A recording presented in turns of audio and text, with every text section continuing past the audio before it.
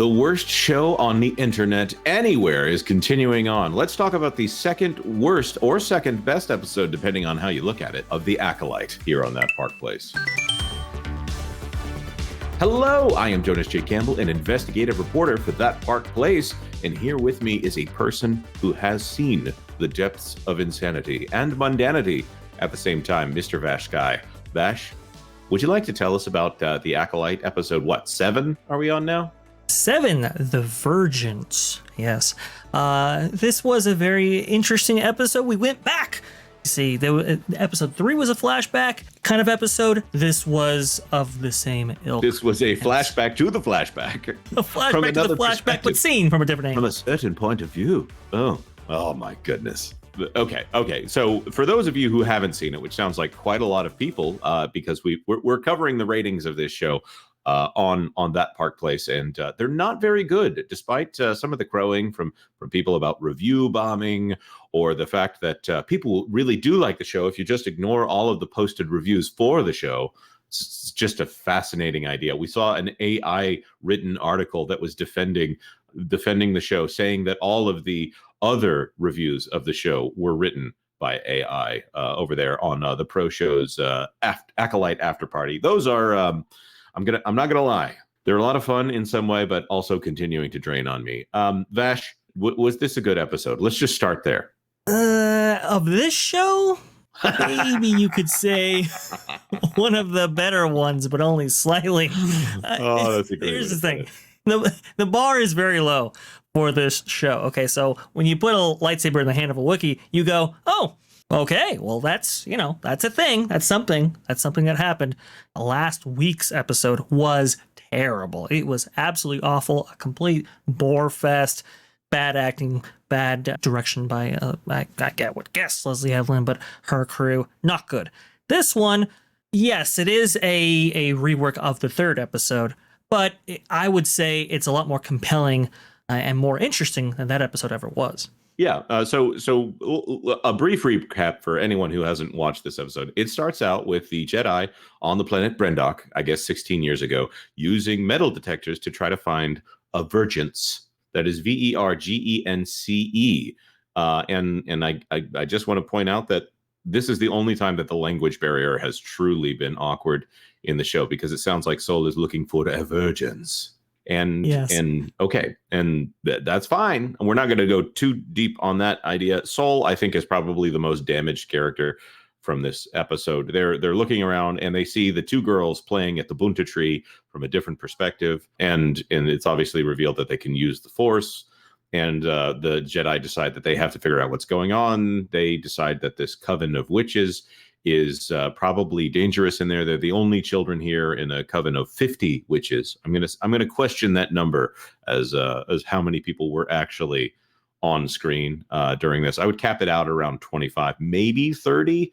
Digital people would probably have been a good idea for ILM to expand that scene out. We see them breaking in during the ceremony because the Jedi are worried that something is going on here. They decide not to contact the council because they're worried that the council will either say no or the girls will be in danger.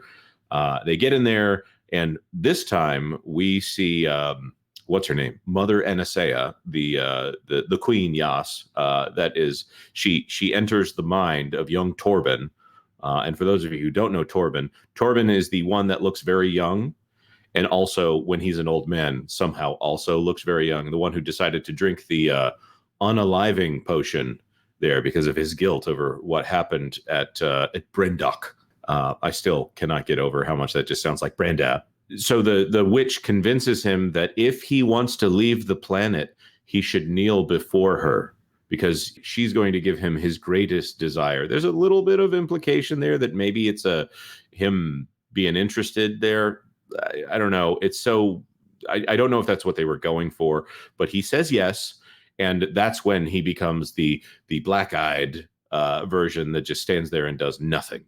And the Jedi obviously negotiate in order to test the girls to see if they have Jedi aptitude, and we see some things from a different perspective over the course of this. Obviously, there is a fight that happens because that was in the previews. It wasn't in the original episode. And Torben, Kelnaka, the Wookiee, and Sol make it into the main area here. And this actually sounds more interesting than watching it on screen. The Jedi have been fighting at this point to say, please allow the girls to leave with us. Well, the mother has said, I want my daughter to be able to do this. The coven says, no, you are our leader, therefore you have to do what we want, which also makes no sense to me. The girls are apparently destined to be the next leaders of the coven. And just in the middle of all of this, in the middle of the confrontation, which sounds like it's going to get pretty bad, Darth Mom, Mother Coral, the other woman in this relationship here, decides to draw her weapon, which is not a force weapon, just looks like a pole axe of some kind. And then Torben draws his weapon, and Mother Anastasia turns into some kind of a black smoke raven thing, and it looks like she's starting to dissolve. I'm going to say Osha. I think it's the bad twin that's there at this point. And Saul decides to draw his lightsaber and run it through Mother Anastasia, who looks like she's about to harm the little girl. There are possible other interpretations of that, but he essentially kills her, and then she's like, I was going to let her go. There is no reason in this stalemate that they have, because you can clearly see that there are archers on a nearby bridge. You have the other mother of Osha and May kind of on the defensive as well. You can see that it's tense. The Jedi have, I believe, Torben may have his lightsaber out at this point. Very, very tense situation.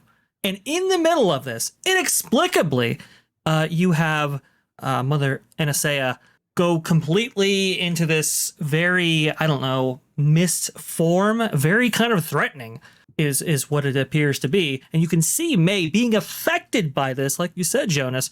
And that's why Sol takes out his lightsaber and thrusts it into Mother Anastasia, or at least the apparition of her. And then that's where you have the, oh, I was going to let her go. It's like, okay, that did not look like, in a very tense situation, what was going to happen there. So I understand. I think the show was attempting to convey that Sol made a mistake, but I don't know if he did or not. Yeah. It seemed like a reasonable thing. He obviously regrets whatever it is that happened there. And this is, sure. I think this is the thing that's supposed to be the guilt. And there's something else that happens that we see the guilt here. So for some reason, Master Indara, Trinity, Carrie-Anne Moss's character, is not in this scene. And she's off doing something else, again, for reasons that are confusing. They may have been spelled out in the show. Well, she's off doing something else because, remember, Torben and Sol at this point left on their own. You know, they took the speeders on their own in order to be a part of the situation. Oh, that's right, because he was like, this is my key to getting off of this planet, therefore I'm going to go. Right. Exactly. And so then Kelnaka is also there. Kelnaka is taken over by the witches, I think using the same power, which it varies on whether or not they need to turn into black mist in order to use this power, or black dust, or raven weird things. But essentially the entire coven is working together to control Kelnaka, and there's a fight between Torben and Sol versus Kelnaka. It's okay. It's not bad. It's a little goofy at parts, but you know, whatever. It's not the most amazing Star Wars fight scene that we've ever had. Eventually, Kelnaka severely damages Torben. Those scars that Torben has are from this fight, which why he couldn't just get in the back to tank and be healed the way that Luke Skywalker was when he was attacked by a Wampa, which I'm going to say is probably more threatening than a Wookiee. Whatever. Indara eventually shows up and clears his mind. And as she clears his mind in this fight against these space witches who are trying to kill the Jedi here, the witches now die. That, I guess, is what is implied here. And now I kind of took it a little bit differently. I kind of look at it as maybe they exerted maybe too much energy and then all kind of collapsed there. I would be again. Sorry, I hate that phrase, but it's the same. It's the same thing as Luke Skywalker in The Last Jedi, that you've used so much of the Force that you die. This is an element that I'm just not in love with from current Star Wars. I agree. I find it hard to believe that what Indara was attempting to do right there would have led to the deaths of all those people there. It seemed like she was very much like, you know, I don't want to say pacifist, but she was very much a non-interventionalist, let's say. Yeah, that's a good way to put it. The other thing about this is that Saul goes off, and the scene that we saw from one side where one of the bridges falls and then Saul catches May. Well, in this version, Saul is off to the side, and he is holding up both bridges with the force, and he is apparently not strong enough, and he decides to drop one of the bridges in order to save one. And so Osha falls, and Saul catches May. I still don't know logistically how exactly that works here, but and then they go onto the ship again, deciding not to use Bacta to heal anybody, and they basically say, "Well, we have to lie to the council. All of these, if you want May to actually be a Jedi, all of this happened because you wanted May to be a Jedi. So therefore, we have to lie to the council." So we have like third or fourth cover up or whatever on the show. Somehow, it's not Venestra Rowe who suggests a cover up every scene that she's in, who actually succeeds in a cover up. It's Master Indara. That's the one that does the cover up. We still don't know if Kamir's not in this episode. We still don't know what caused some of the explosions and the screaming in the episode here. So I don't know. Just still left with a lot of unanswered questions. Like, why are they using metal detectors to try and find a vergence? I have no idea what that was all about. You could have just done a planetary scan with your ship, as we've seen in previous Star Wars depicted on screen or even in animation. I remember no prior scenes in Star Wars where, in order to scan a planet, they do it by hand with an actual metal detector that they're using, like you would find, if you're looking at rings in the backyard. That's crazy. That's insane. But also, too, the whole, I don't know, false conflict of Torben being like, "Oh, I'm away from Coruscant this entire time, and I'm just homesick." He's been there for like 7 weeks or whatever, and he's so desperate to go home that he does not follow the orders of his master. Speeder bikes all the way to the Witch's Coven, a place in which he found himself very vulnerable and actually possessed at one point. I'm gonna go all the way over there in order to get May and Asha for himself, as if that was ever a plan that was going to work at all. I mean, it's just nonsensical. It makes no sense. It's very haphazard how it's all carried out. Many more questions than answers. For example, if this planet was, I don't know, abandoned at one point, why is there a mine?